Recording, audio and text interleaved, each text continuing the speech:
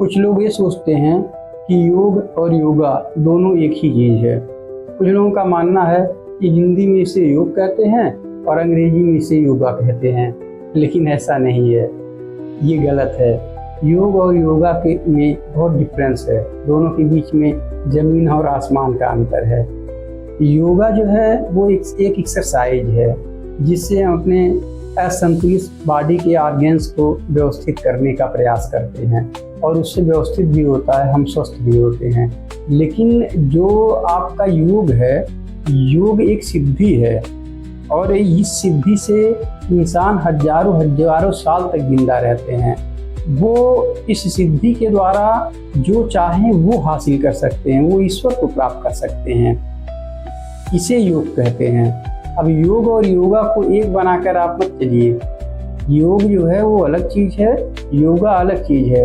ये जो आप देखते हैं बाबा रामदेव, ये योगा करवाते हैं। ये योग इतना आसान थोड़ी होता है यार। योग जो है, ये गृहस्थ में रहने वाला कोई भी व्यक्ति योग की सिद्धि नहीं कर सकता, योग नहीं कर सकता है। वो आपको योग के बारे में नहीं सिखा सकता। योग सिखाना इतना आसान नहीं है।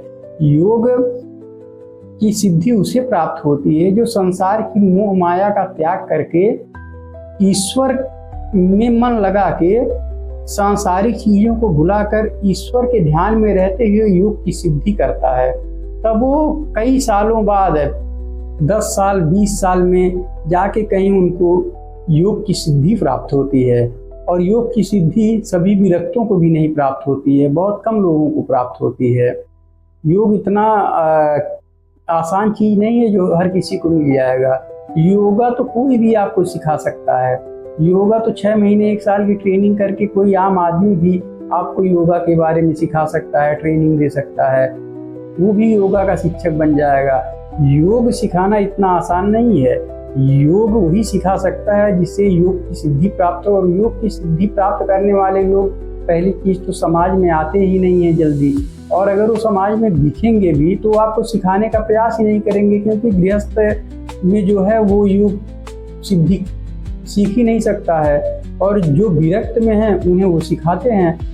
इसीलिए जो है योग की सिद्धि विरक्तों में जो ही हो पाती है, गृहस्थों में नहीं हो पाती है। तो आज आप समझ लीजिए कि योग एक अलग मार्ग है और योगा एक एक्सरसाइज की विधा है। ये दोनों में बहुत अंतर है।